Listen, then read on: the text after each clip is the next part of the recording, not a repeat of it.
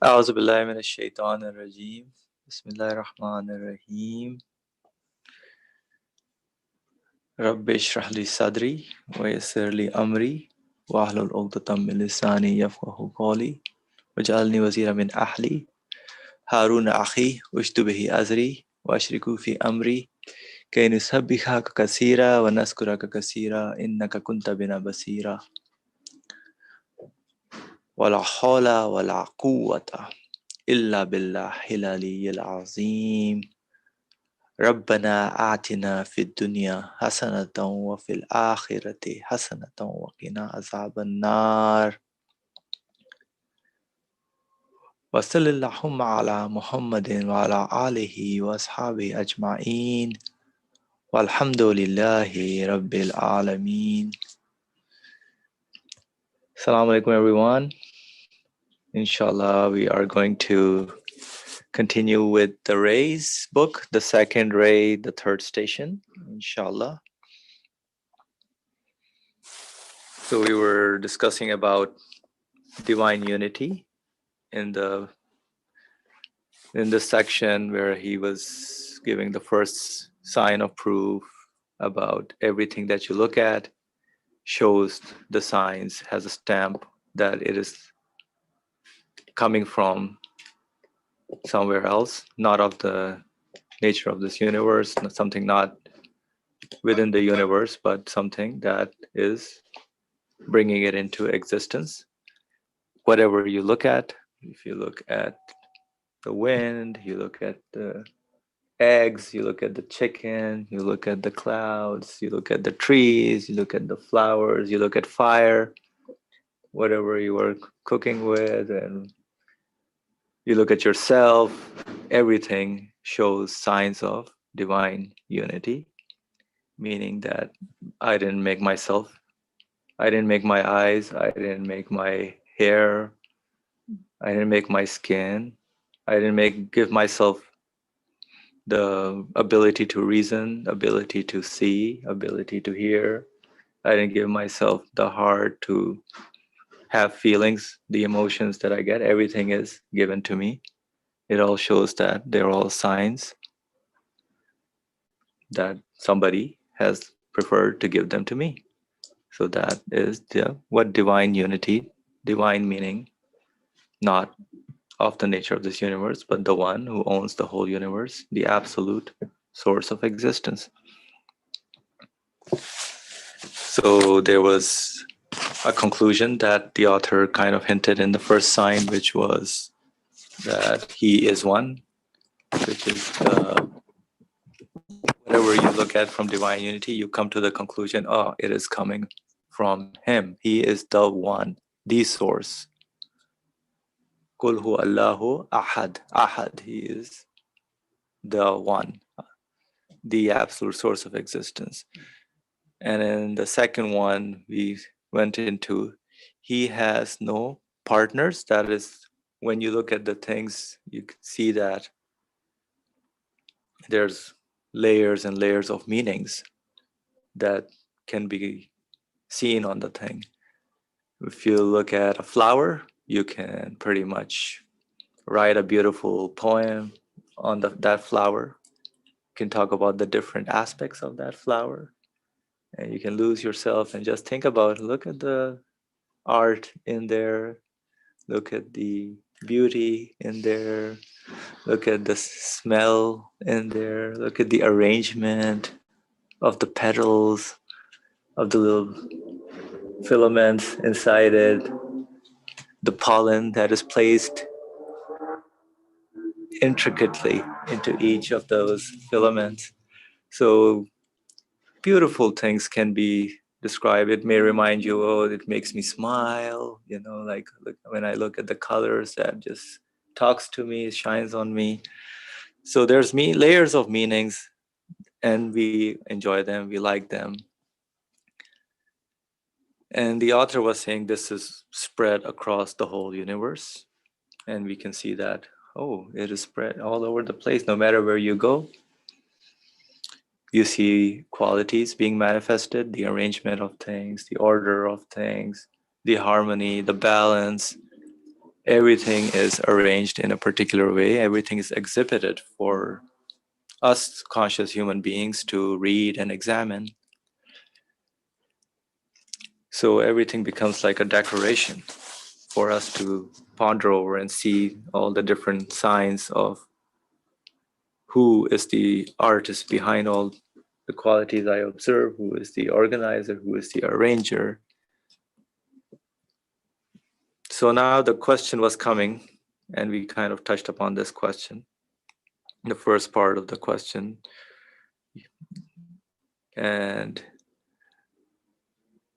the question was, you are saying in this text, in the station, that beauty, good, and justice encompass the universe. So the whole universe is covered with the goodness, the beauty, justice, balance, harmony,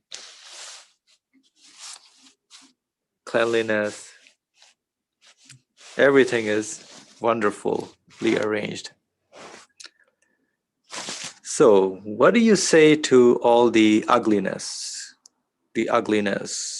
disasters, illness, tribulations, and death that we see around us?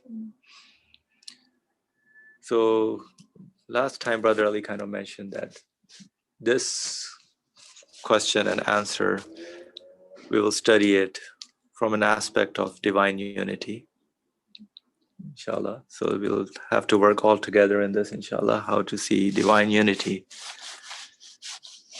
with the things that acts go all around us. You know, we might have, let's say, in my something goes wrong with my friends, and I say, hey, why is this happening? What happened? Why is my friend acting in this particular way? Why did my friend say this to me? Could happen between your loved ones, maybe your brother and sisters who may say something, or something you may disagree with, you don't like, you may see some ugliness there. Could happen with your uncle, aunt, your parents, something you said, hey, I really didn't appreciate that, this is really ugly and I don't like this. Or you know, maybe if I get sick, I'm like, hey, you know, I was healthy and now I'm not feeling that great anymore.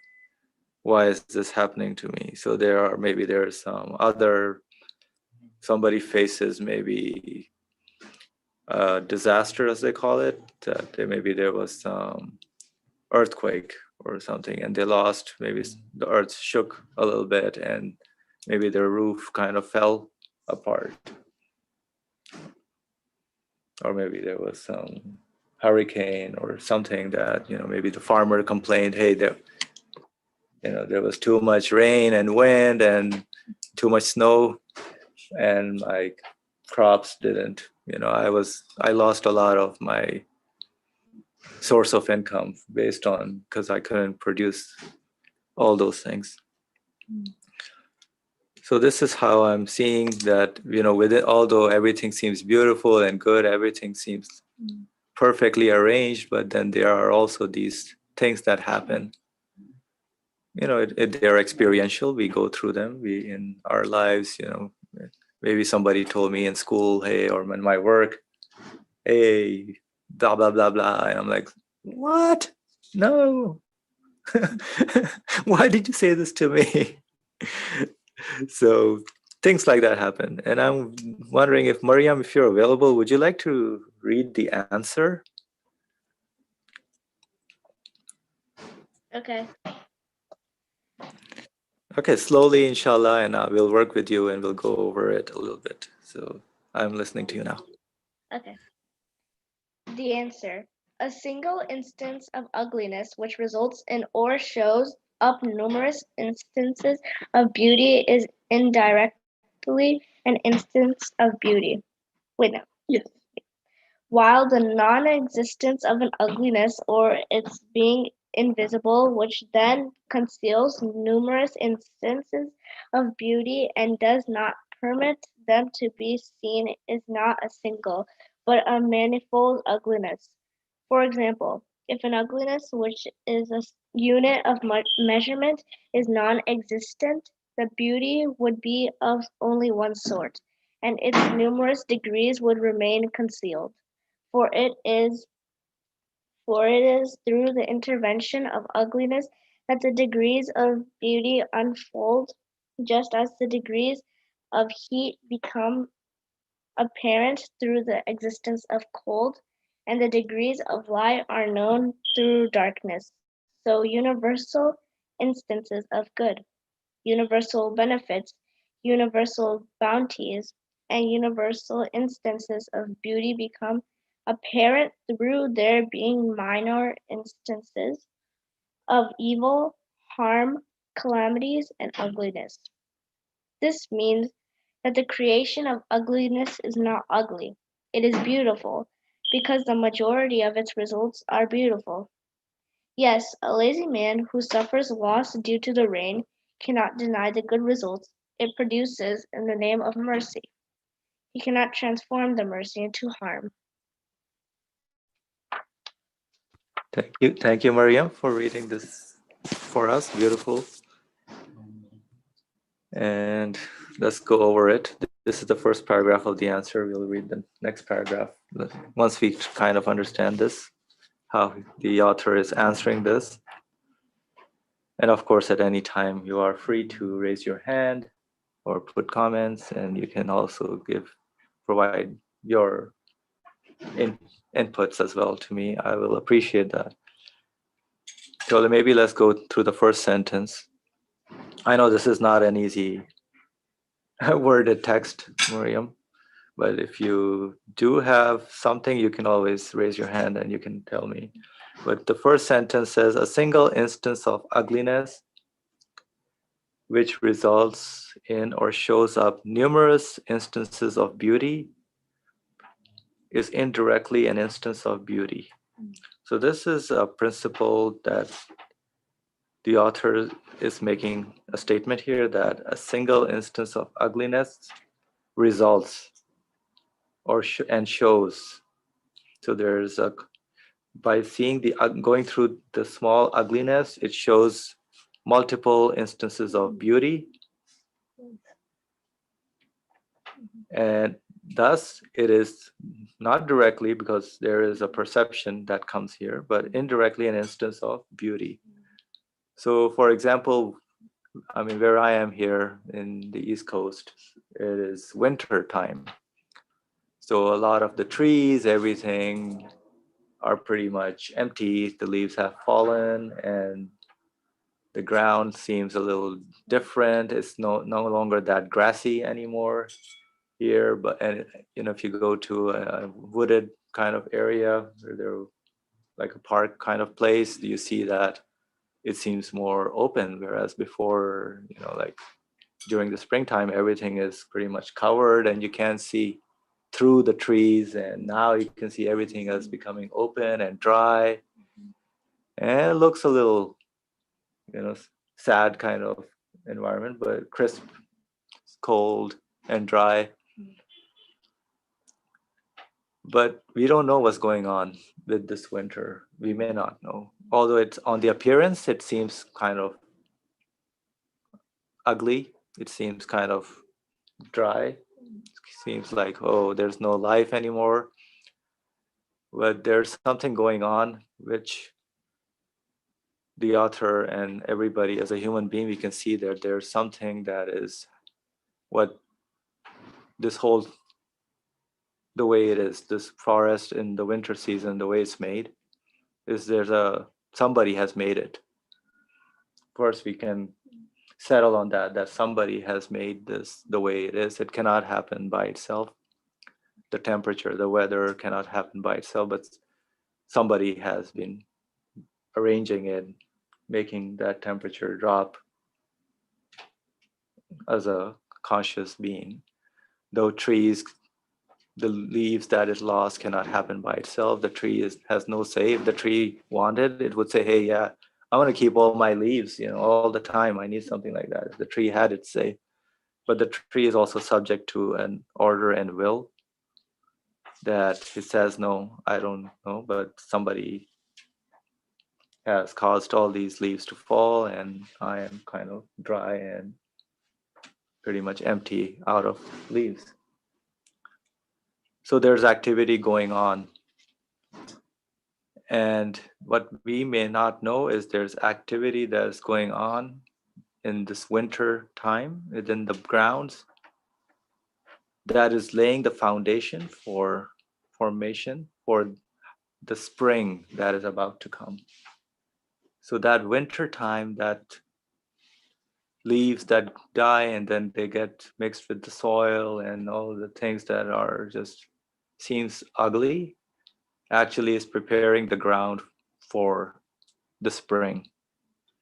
It is necessary for the ground to be prepared, just like a farmer has to plow the soil, right? He can just put the seeds, but no, he has to do some plowing and has to do some work, physical work. He has to labor, and then the ground is ready.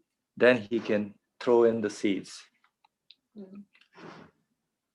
But the one who is arranging the whole universe, there's no work involved. It's just something that's happening, and the winter is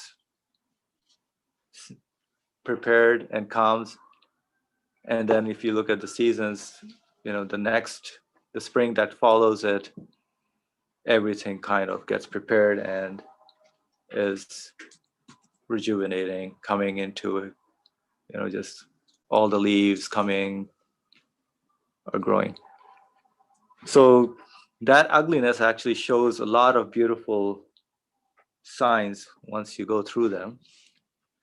So that is one aspect of it. And I know, Mariam, you have your hand up, so let's hear from you.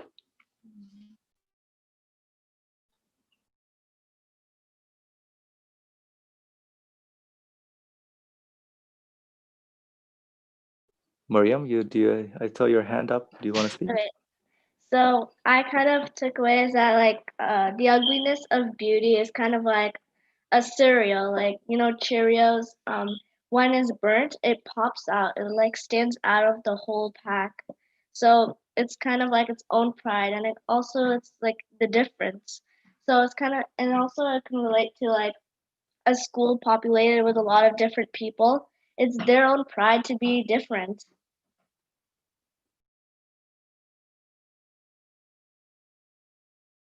So, Mariam, I couldn't catch you. So you said in a school, for example, everybody tries to be different.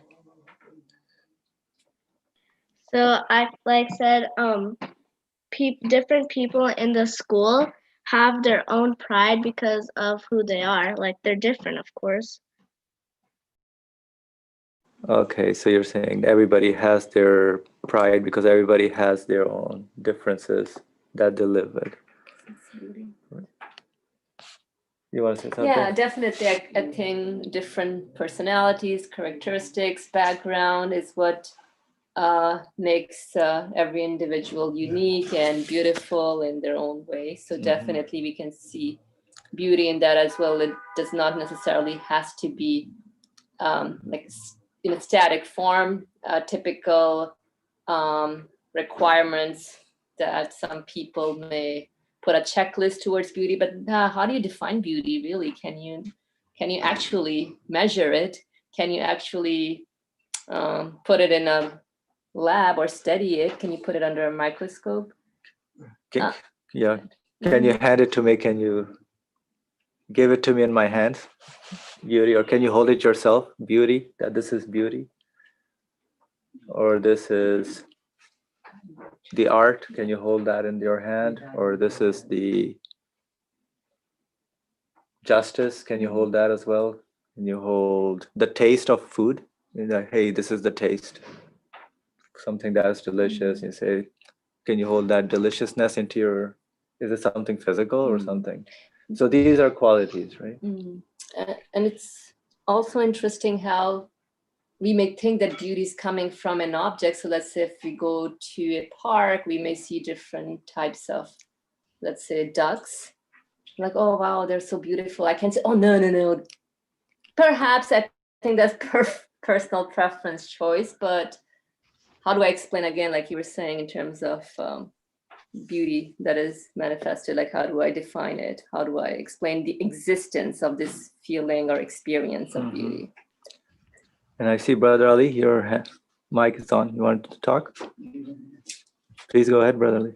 Okay, okay. I liked actually Miriam's example. Every individual has its own individual characteristics. How do we know that? How do you come to this conclusion? If there was no difference, it means only one type of, let's say, personality, human personality. If I mean, that there is only one way of explaining it: 1, 2, 3, 4, 5 degrees. So one of them is, for example, more intelligent. The other one is more talented. The other one is more active. The other one is less powerful, strong, healthy. How do we know that? How do we become aware of the differences if there was no less and more? Degrees are the very important concept in the creation, in the existence of the universe. These degrees make us become aware of the existence of the quality. I think if there was no, for example, more powerful, less powerful instances of existence, only powerful, that's it, existed. I mean, there is no such thing. If there was only power, even we would know the existence of power only through the degrees of being stronger or less stronger, that we understand that, oh, strength, such a quality exists. So because of these degrees that we realize, but the degrees is possible. So what makes it possible to see the existence of the qualities? The degrees.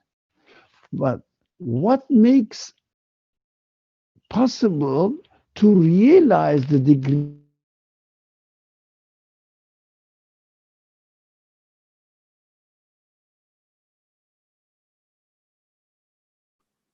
Brother Ali, we lost your voice. If you're there,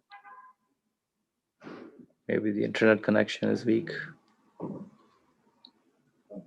Is shades of the quality becomes available to observe for us.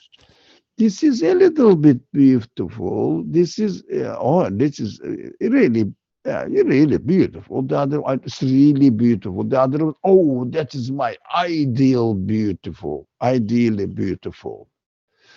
These degrees are this existence of degrees. How about now? Yeah, now it's good. You were talking about we need to realize the degrees Only of the through qualities. only through the existence of its opposite. So that first we become aware of the existence of the qualities. Second, infinite layers of the manifestations of these qualities. Two things become available for us, or apparent for us to realize. For example, there is only knowledge, of course. Sorry, excuse me, I'm confusing, I don't know why. We know that somebody is knowledgeable. Of course, in comparison to ignorance. He knows, but the other person doesn't. That's why we realize that because of, for the sake of the existence of ignorance, we realize the existence of intelligence or knowledgeable, being a knowledgeable person. This is one thing, existence. The other thing is because everybody has different layers of different levels of knowledge, so we become aware that the creation, the universe has endless levels of intelligence or endless levels of manifestations of knowledge. From that, what is important is we understand the degrees of the qualities. Of course, we understand whoever has created the universe must be able to create the power, beauty, knowledge, whatever, at endless levels. It means one quality is manifested in endless levels. What does it mean? This source of the existence of knowledge must be infinite. He can create power this much, that much. For example, we see the power in the act of creation of an atom. But we see the same power in the act of creation of the galaxies, the whole universe. It means the source of this power, manifested power, is the owner of the infinite power. Why infinite power? Because all degrees are manifesting at the same time. All degrees of power, all degrees of knowledge, all the degrees of beauty are manifesting at the same time. You can manifest only one degree. For example, as Miriam said, one of his friends is a really intelligent man. It's really intelligent. The other is, yeah, but it works, but it has some, but not as intelligent as the other one. From this comparison, we understand that these qualities are, and that's happening at the same time. A person has one level of intelligence now, not two, one level of intelligence now. But in the universe, what happens? At the same time, endless degrees of intelligence is created. That is why we have to be thankful to the Creator who enables us by creating the universe in this way to realize the existence of the qualities, one, and the endless degrees of the qualities manifested here, two, and the source of this endless degrees of qualities must be an absolute one because they all exist at the same time. Three, oh, it means we should never criticize or reject. Why ugliness and disasters, illness, tribulations, even death we see in this creation? If there was no death, if there was no really, somebody is not dead but living in a vegetable life. The other one is, he's not dead but he is 90 years old. He cannot move at all. He is in between death and life. All the degrees, because all the degrees help us understand the existence of life, endless degrees of manifestations of life. For example, atom has a life at its own level. The plants have life at their own level. Animals has life. Human beings has life. Oh, they all exist at the same time. So the one who is the source of existence of life in the universe must be an infinite, must have an infinite source of life himself. Thank you. Alhamdulillah. Thank you, Brother Ali, for sharing that. For you, have a comment?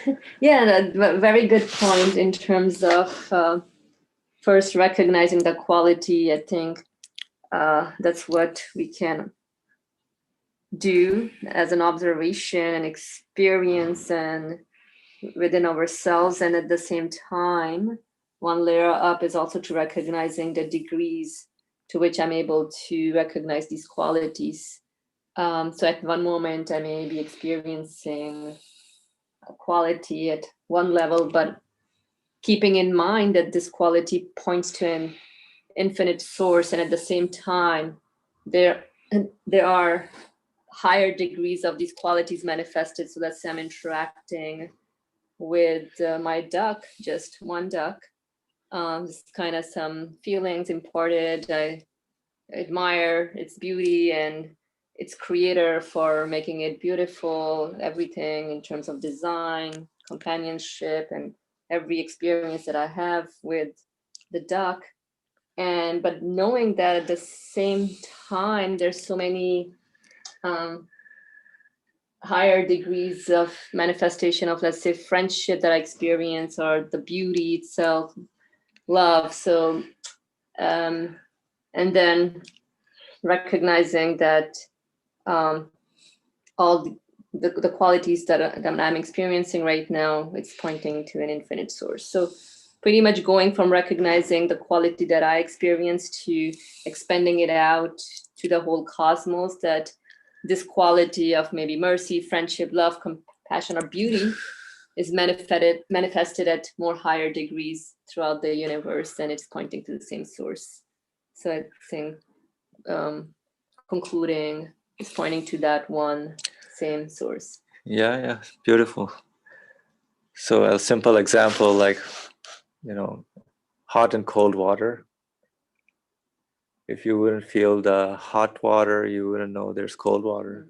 If you didn't have cold water, you wouldn't know there's something called hot water. So you have different degrees, temperature wise. If you never experienced winter, you wouldn't enjoy the spring and summertime. You never had that, you wouldn't experience if you always had summer, you would never appreciate that summer. So you have to see the various degrees, That's a good point. Yeah. the levels of the changes that keep happening. But whatever degree that we are capturing, all the qualities are still manifested at the same time for that thing to happen. Even for the cold water, all the qualities have to be there. The power, knowledge, wisdom, beauty. Same thing for the hot water, all the qualities have to be there. The power, knowledge, power, wisdom. Very good point. And I really like what Mariam put down her comment here. Maybe we can ask her to read. I don't know if Mariam, you want to read your comment and maybe explain out a little bit, because it's interesting. So my comment was kind of like, so the question earlier was, how do you see beauty? I think maybe it's because of your senses. Like, you see beauty by like you can see it, or you can touch the beauty, or you can hear it.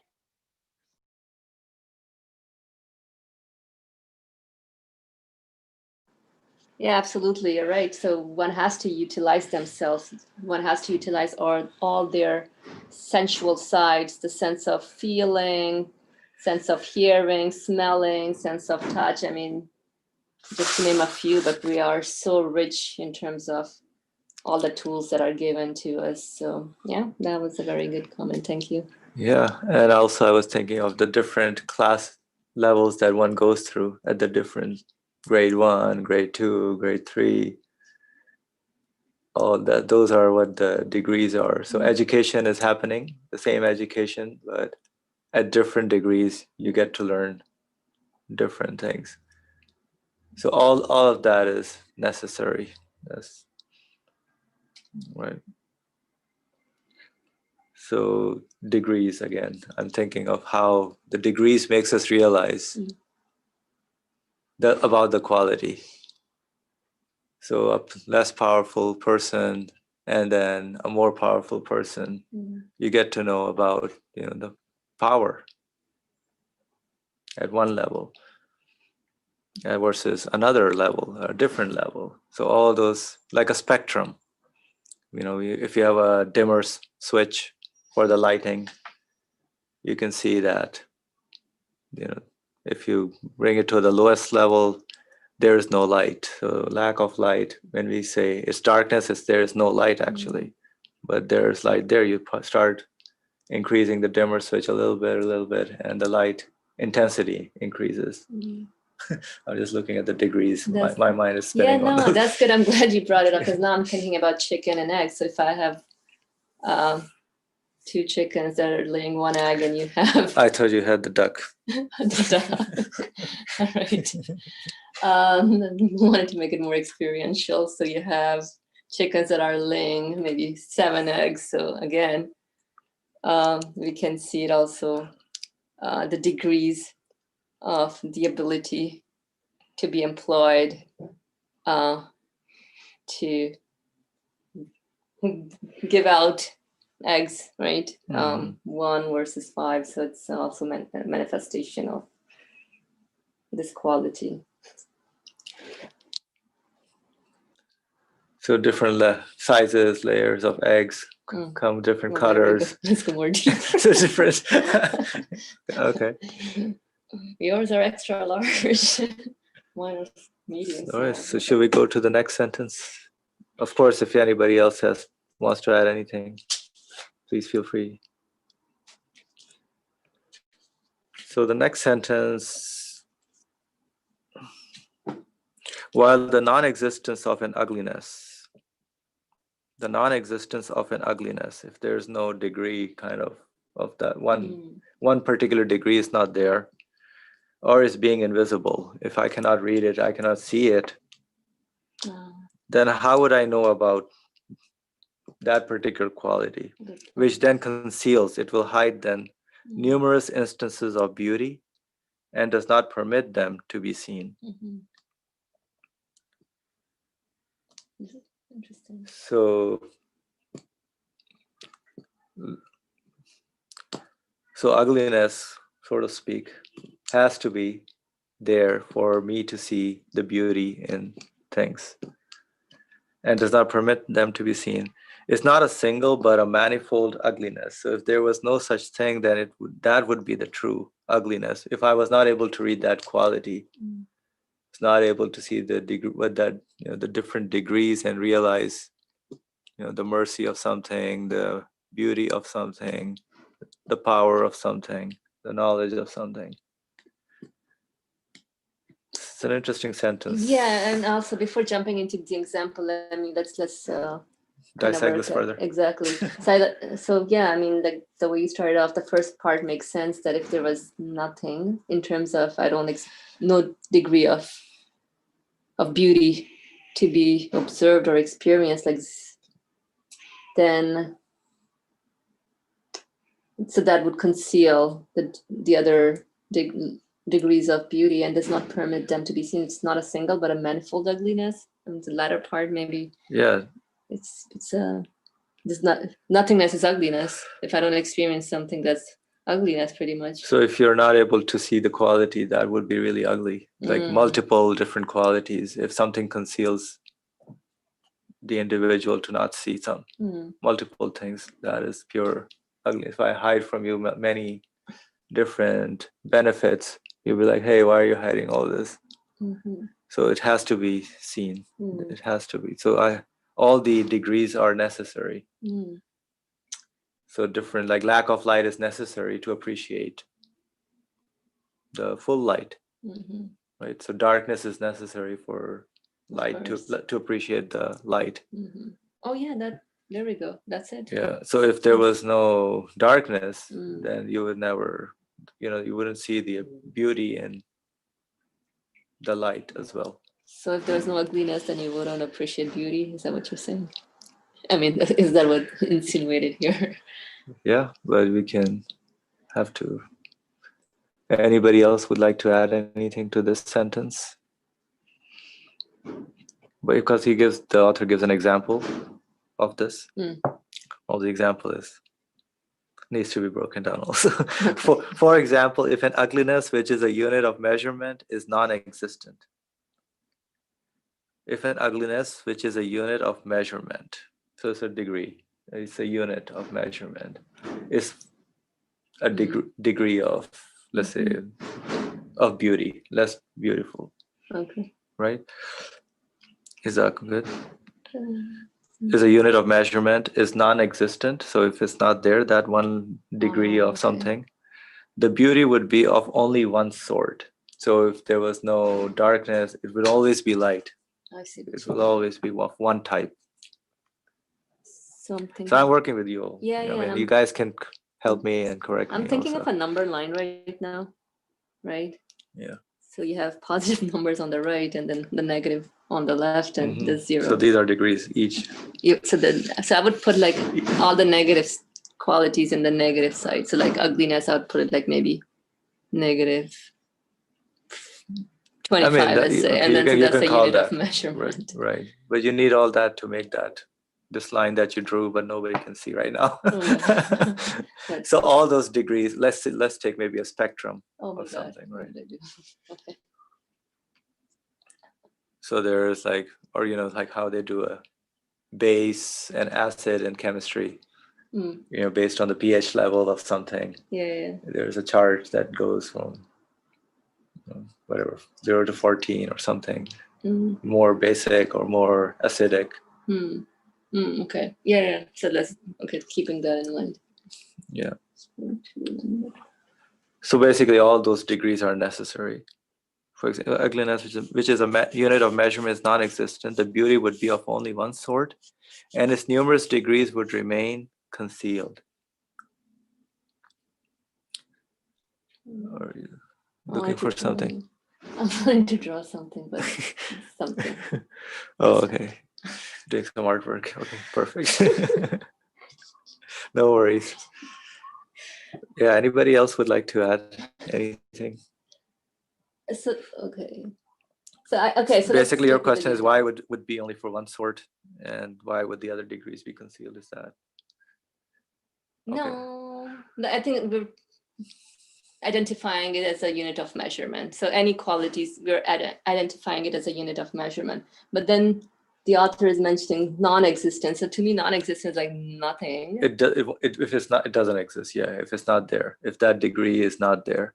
Oh, okay. So it's saying if an ugliness, which is a unit of measurement, is not there, then I won't be able to recognize beauty. Yeah, so if darkness is not there, for example, you would not know what lightness is. Yeah, but I see Asifa's hand up. So Asifa, please go ahead. 1 second, sir. Assalamu alaikum. I'm still a little unclear in terms of degree. I do see what my understanding was. Definitely, I understand there needs to be opposites. Just like, we are given health, we are given sickness to appreciate health. And same thing with beauty and ugliness. So this was my one part was this. I'm not really clear about what it means, what he's trying to say when he talks about degree, because I was also thinking in a different way, such as each individual, how we have different capacity of understanding things. What may seem ugly to me may seem a beauty to you. And the same thing for another person. He may think beauty and the other one may think ugly.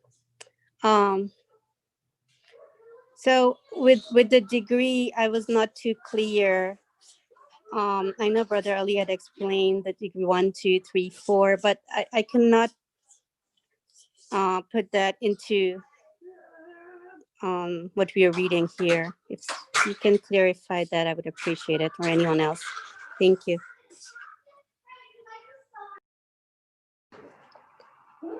Thank you for the comment and question, Asma. Anybody else? Anyone who would like to explain more how the degrees are? Brother Ali, please go ahead. Yeah, thank you, Asfar. It is a very major concern for everyone, actually, not only for us. And also, I was thinking why the author brought the subject into the general subject under the title, no, Oneness of God. Oneness of God is a subject, yeah, we appreciate it, but what this degrees of, existence of ugliness is necessary in order to understand the different degrees of the qualities. I was concentrating on it, and suddenly, Asif asked this question. I said, oh, yeah, I mean, there are different degrees. For example, I'm tired today, for example. Yeah, so I don't feel really very well. I have some wet nose. This is one kind of illness, isn't it? I mean, a sickness. I want to cure it, take some pills or, I don't know, rest, whatever. Or some people say, oh, I have a stomach ache. The other one say, oh, I've got ulcer in my stomach. The other one says, oh, God forbid, stomach cancer. Or aren't they degrees? Aren't they the lack of existence of health in the body? How do we know this?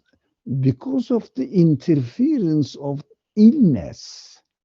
That a little bit illness, more illness, we understand the quality of health. For example, somebody's stomach is aching, but let's say liver is working perfectly.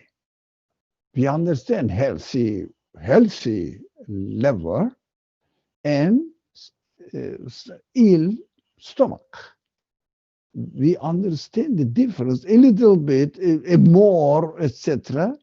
All these the manifestations of the qualities of health at manifold degrees of and manifold degrees demonstrates that it is important to notice the source of health, creating health, or helps us the creation of illness helps us understand the endless degrees of manifestation of health. But what is it good for me? What is it good in it?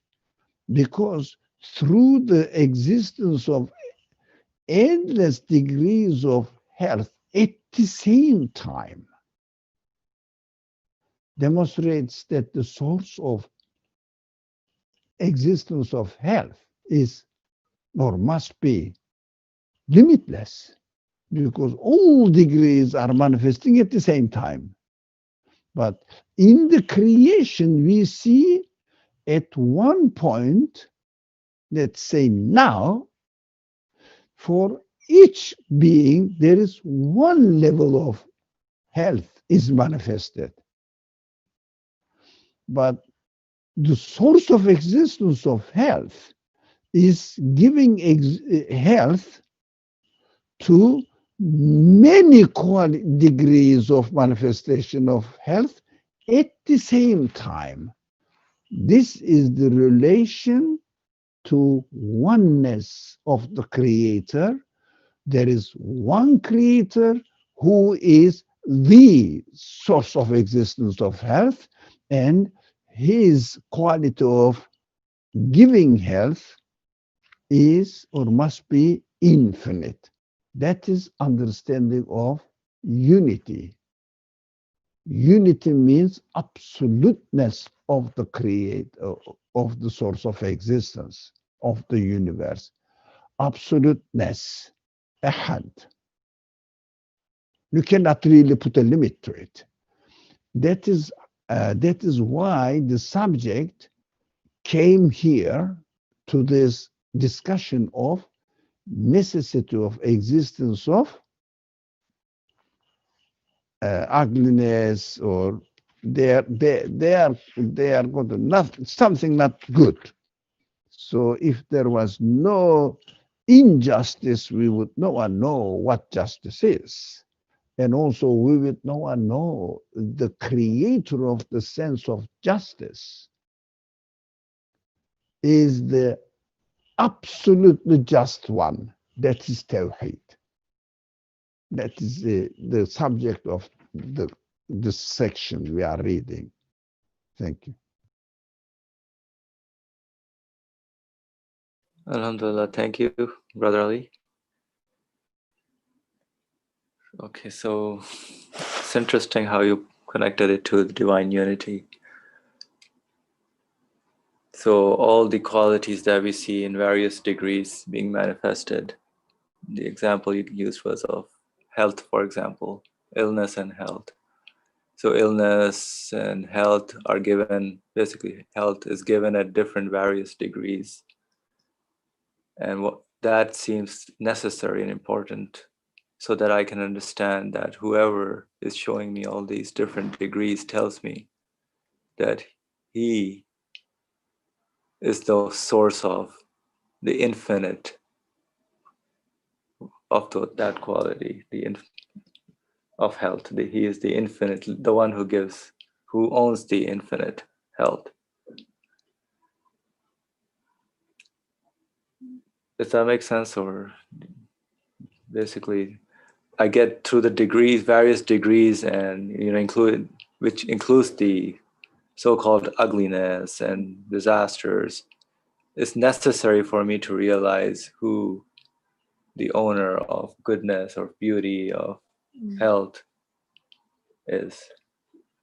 Yeah, I think pretty much just to add on to what has been said in terms of anything that I deem to be a negative quality, like ugliness, disaster, tribulation, even illness, not only do they help me recognize and appreciate more the positive qualities that are manifested, but more so makes me realize that everything is manifested at the same time. So the degrees, the numbers that we were referring to, whatever, 0, 1, 2, 3, 4, it doesn't matter. I mean, at what degree am I experiencing that, right? Because I have also my free will to the capacity that I've trained my consciousness. But I should bear in mind that the universe is brought into existence right now at the same time with all the qualities manifested to its fullest degree. So going back to Mariam's analogy of a school, so the school is in existence with all the grades in there. I may be in grade 4 right now, but hey, there's grade 10 is in existence, high school is in existence, right? Higher studies are in existence. So, but I'm experiencing grade 4 right now. And I think utilizing this acknowledgement to realize that everything is brought into existence right now, here and now, all the degrees of the manifestation of the qualities. Sure. Thank you for you. Mm. Any other comment from anyone? Let me check. H. Pesa, go ahead. Assalamu alaikum.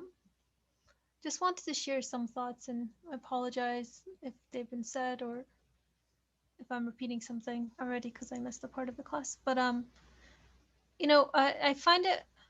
I guess one thing that really attracted my attention was just the word ugliness here, Like it's one thing to say, you know, someone is ill versus someone is healthy, almost in a more subjective manner. But it's another thing to say, I mean, in an objective manner, but it's another thing to say something is ugly, almost as because it stems from a place of preference. And there could be a sort of universal preference, right? Like I prefer, and using myself as a point of reference, I can also infer that all of humanity prefers health and life over death and um, non-existence, for example. But at the same time, maybe I might prefer a certain flavor of ice cream more than another one, and it might vary from person to person. So um, putting that aside on just one hand, this idea of seeing or connecting a particular quality to an absolute source. So even if something is beautiful to me, let's say a flower, right? In its essence, it becomes ugly to me. Should I, if I do not take into account, or if I do not conclude that it must necessarily be from, or its source of existence must be an absolutely beautiful, an absolutely existent conscious being. Um, Otherwise, even the apparent beauty that I see that might universally be accepted as beautiful becomes ugly to me. And the reason I say this is because it's always very, in a way, puzzling, but also just amazing how within the limitedness of creation is the sign to, or the the ability the ability to conclude that it is coming from an infinite source. So it's like the infinite is within the finite in a way. In a way. Um, so connecting this to last class as well, where we were talking about divine unity, but also how um, not only does, you know, all of these, not only does every, like, no matter how whatever it is in existence that I look at and I zoom in onto it or I zoom out of it, it manifests all of the qualities of the absolute being. And it is because of my own limitedness that I perceive it to different degrees. So I might say that a flower that is blossoming is more beautiful than a flower that is wilting away. Whereas I can conclude with my reasoning that they both manifest the same level, or they both manifest the beauty of the absolute one, although from my human perspective, I might say I like the one that's blossoming a little bit better. But essentially, everything in existence becomes equal or balanced because of the source that they're coming to. So if I conclude that something is truly ugly, then everything becomes ugly, not just the disasters or death or tribulations. Even the flower becomes ugly. Life becomes ugly too. Because if there is true, I would say true ugliness is then non-existence. And if I accept that, then everything becomes, from my perspective, non-existent, coming from non-existence or going to non-existence for me, if that makes sense. Yep, thank you, Hpeza. That made sense. The human perspective also comes into play. That's part of the human qualities that we are all given based on the different senses, as Mariam had initially put the comment on. We use our senses, our tools, to get to know the existence of things, to realize the level, the degree of a particular the qualities that we are experiencing. And of course, there's a personal preference that we always have, and that's why we always pray for health, right? That's why we say God forbid for the illnesses, but in terms of the existence of the illness, health, life, death is all necessary, because that is all the degrees need to be seen, or every degree of the quality that I at least am reading and I'm looking at points to the one who owns that quality, to the absoluteness of that. So that's what I took away from your comment, Ishbeza. And if you would like to add, or anybody else wants to add anything, please. Yes, Ishbeza, go ahead. Yeah, I'm just thinking, can I say that there are in reality no degrees insofar as everything comes from an absolute being, so that even death itself is as beautiful as life itself from an existential perspective, but because of the form and the way in which I exist within the order and limitations of this universe, I do experience things within degrees.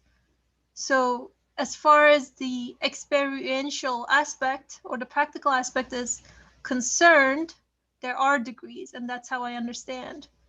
But I can conclude with my reasoning that essentially there are no degrees insofar as everything is absolutely is an absolute manifestation of all of the qualities of an absolute being.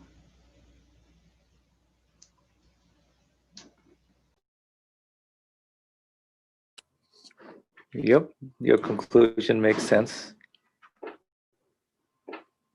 Anybody else would like to share anything or make a comment?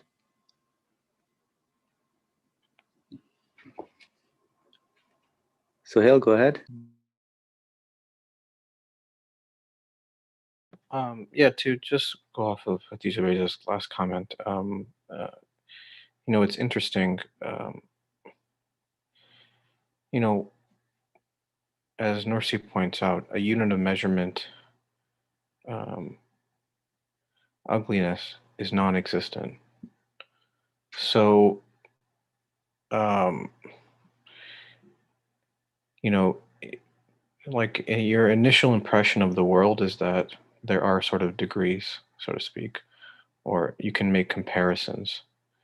Um, but I guess like once you realize, oh, in order to know absolute, but or the necessity of absolute, but eventually I think you can realize that if your unit of measurement is non-existent, what are you really measuring then?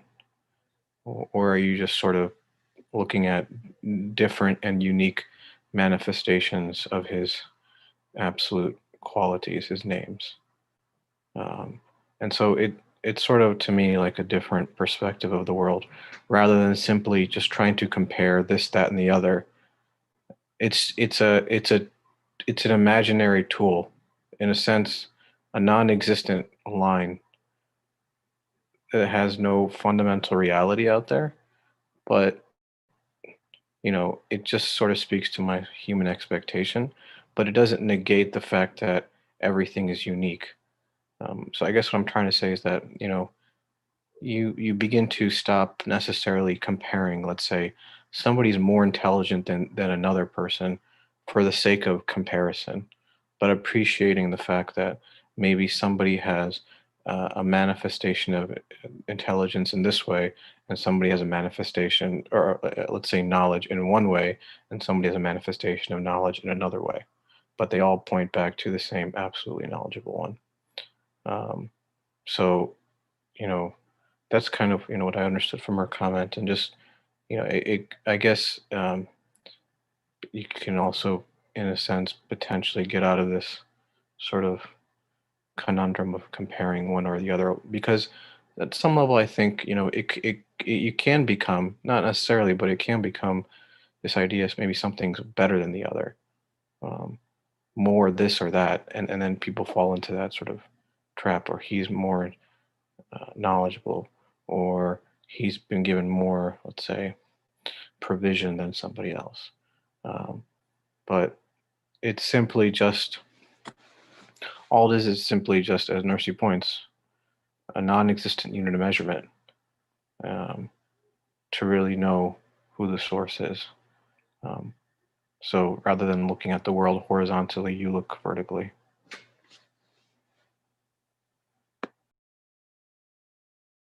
Yeah, thank you, Sohail, for that comment.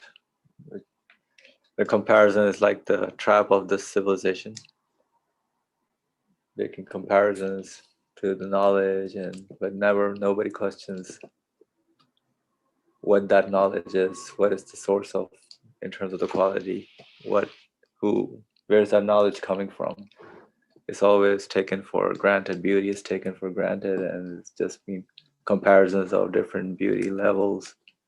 And of course, those are different criteria, and so a lot of nonsense goes on in the civilization. It's full of it. It's full of it. Are you kidding me? And I think that's why we need to be watchful, really, not to fall into this trap of comparison. I mean, it's very obvious. Oh, she's more beautiful. He's so handsome. Oh my God, he's so hot. Drop dead gorgeous, right? I mean, we hear this language, and like, I think we need to really be more aware and conscious about ourselves in terms of what is my criteria of what do I attribute things to, what's my worldview, and get out of this horizontal perspective and really bringing everything at an existential level, and then we can, I think, get out of all these diseases, inshallah. Inshallah. Yeah, that's where the guidance of the Quran, the Prophet, and the Hadith, and this author helps us to get out of that trap and get back to our reality of recognizing it. Who is the owner of all the qualities based on the degrees that we experience. Get to know him and realize his absoluteness, his unity. Alhamdulillah, beautiful. So I think we pretty much covered this paragraph, but I'll just read if anybody has anything they want to add. So degree of, we studied that. Which ugliness, which is a unit of measurement, is non-existent. The beauty would be of only one sort, and its numerous degrees would remain concealed. Yeah. For it is through the intervention of ugliness, that the degrees of beauty unfold. Right, makes sense. Now it makes sense, right? Now it makes perfect sense. Even the example itself, like, the beauty would be only of one sort, and numerous degrees would remain concealed. So it's like really non-existent if I just have this one perspective of, just the qualities like he's mentioning. And without the intervention of the lack of it, how would I know the different degrees and levels? Okay, so just as the degrees of heat become apparent through the existence of cold, and the degrees of light are known through darkness. Oh, we covered those examples, right? So though you see the degrees of one, you need to see the opposites to get to know the quality. So universal instances of good, universal benefits, universal bounties. So they're all over the place. You just see degrees, and that gives you the idea of the absoluteness of the one who owns all those qualities. So universal instances of good, universal benefits, universal bounties, and universal instances of beauty become apparent. So all those universal goodness becomes apparent through there being minor instances of evil, harm, calamities, and ugliness. Yeah, like how else would I know otherwise these different degrees of beauty manifested? This means that the creation of ugliness is not ugly. It is beautiful, the creation of it, because it's one of the degrees. It's a unit of measurement, as we've been kind of discussing. It's to tell me and introduce me to the quality. That degree is Mm. a means for me to recognize the quality of the absolute one. Mm. So it is beautiful because the majority of its results are beautiful. Yes, a lazy man. So a lazy man, not a physically lazy, that could be also the case, but more humanly lazy, not using their senses. As going back to the comment from Mariam, Mm. a human being is lazy when they do not reflect, they do not use their feelings to wonder what it is, what do their feelings tell them, and the consciousness, very important, and how to control their free will under, what the heart and the consciousness and the guidance brings them. So that is basically not being a true human being, is what I understand from the ugly, lazy, the lazy man, not lazy man, who suffers loss due to the rain. So somebody starts complaining because of the rain. There's a lot of loss. Cannot deny. So who suffers loss due to the rain cannot deny the good results it produces in the name of mercy. So a lazy man who suffers loss due to the rain cannot deny the good results it produces in the name of mercy. Mm. So although maybe one place somebody got flooded, but water that benefited many other things in creation that we do not really wonder at, we do not realize. So there's like, for other creatures it may be the most beautiful thing. For one person, their perception is this is 1 degree. For another person, it's at a different degree. For another creation, it may be at a different, further degree. So that is the beauty of how the qualities being manifested at different degrees, that we see the goodness in the creation. So he produces in the name of mercy. He cannot transform the mercy into harm. All right, so if anybody wants to speak on this paragraph, please go ahead. I think we have another paragraph. I think we can cover that as well. H. Besa, go ahead. Just a quick question. When he says, where was it? The okay, he says, so universal instances of good, universal benefits, universal bounties, instances of beauty become apparent through there being minor instances of evil, harm, calamities, and ugliness. So the minor instances of evil, harm, calamities, and ugliness, does the minor aspect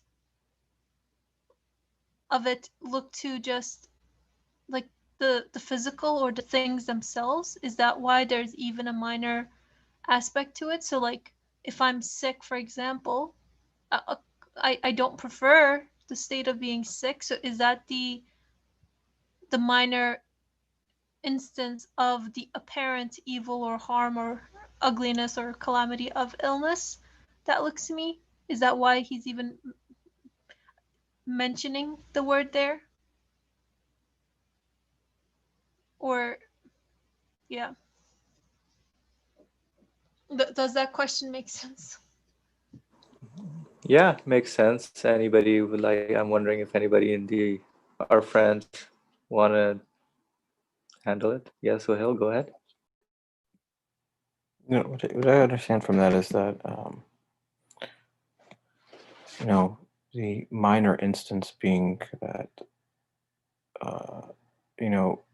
evil essentially being something that's not in accordance with my expectation, whether it's illness, whether it's a hurricane or a volcano or a tornado or a blizzard or something, these minor instances, because they're rare if you think about it in the grand scheme of things. Not rare, extremely rare. Um, for the vast, vast, vast majority of people, past, present, and future. Um, but they're evil in the sense that they don't line up with my expectations. Minor in the sense that they're quite often transient, and minor in the sense that they, in comparison to what they if one's paying attention, what they make you realize about the universal instances of good, benefits, bounties. In other words, um, the mercy that's displayed in those acts of creation, or the compassion, or the knowledge, or the power, or the will, or the wisdom that takes you back to Him, those your perception of evil pales in comparison to uh, that connection back to the Creator of the universe. Um, so um, that's what I understood from that.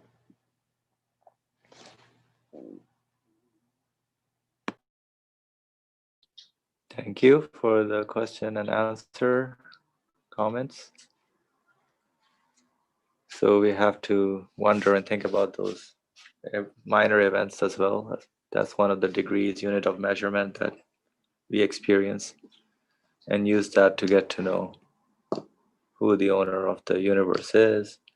And as Sohail said, they happen at a particular place, at a particular time. They're transient, and just like the current situation, all this time, everybody has been enjoying their, going outdoor activities, and now it's a time period to, reflect, who is arranging and organizing this whole universe. Yeah, Chpeza, go ahead. Sorry, last comment, I think. That makes sense to me, although one aspect of it is that, these things, perhaps a hurricane or whatever, is rare in comparison to how often it could potentially happen. But when taking into consideration the number of illnesses and the amount of people who are sick, or whatever, whatever everyone is experiencing, that might not be a preferred state of being. Of course, it pales in comparison to the connection that one could make, that one has the opportunity to make, with an absolute being, as well as the number of bounties one is given at all times, regardless, I would say, of their situation. Because I'm always bestowed with the bounty of existence to begin with.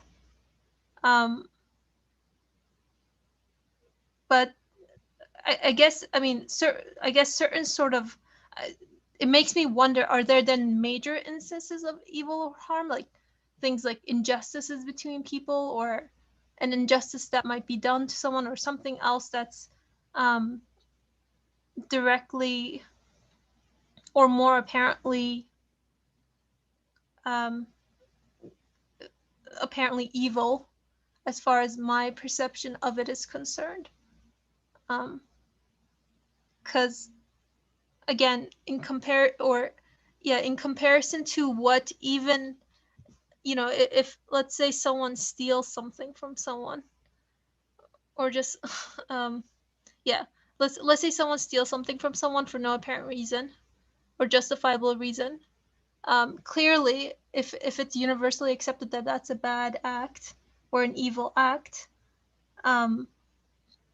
even as far as the existential aspect of that, the existence of that event, it's still good. It's still there's still bounty, there's still mercy in it from an existential perspective. Of course, I'm not taking into account, or it should not be one's own free will, and how to use that and all that should not be dismissed or disregarded. But I guess what I understood and what I understand from Minor is that there are no major instances of injustice. It's just that, I guess, in terms of certain sort of things that are apparently unpreferred to me, it could either be rare in terms of how frequent it happens, or it could just be that, as was said, that it pales in comparison to what that opportunity offers to me insofar as establishing a living connection with my with the absolute source of existence.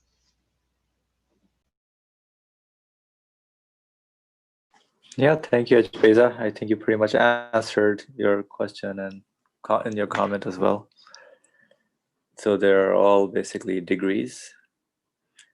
And Suhail, go ahead. Yeah, I mean, the question about whether there is a major instance of evil, you know, I do agree in that if you reorient your perspective about what things mean, then evil can be minor, or you know, uh, because in light of absolute or connection with absolute, really everything is minor, truthfully. Um, you know, I guess maybe one can say, you know, the distinction between minor and major instances of evil is maybe as it pertains to the Creator's will, God's will on this earth or in the universe. You know, a hurricane may be a rare event, or even for an average person, an illness may be a rare event. Um, but when humans, let's say, for example, the most extreme case, war, for example, um, they may try to make evil the major instance, but not because that's the will of God, but that's man's choosing to sort of, you know, cover up or veil um, the, you know, God's bounty, universal bounty, or universal benefits in creation. You know, man will seek to sort of try to extinguish it. War is a perfect example. You know, what man does is try to sort of extinguish any possible good that could be in this world, even though it's impossible. But that's man's fault. That's no fault of the Creator. It's man's choosing.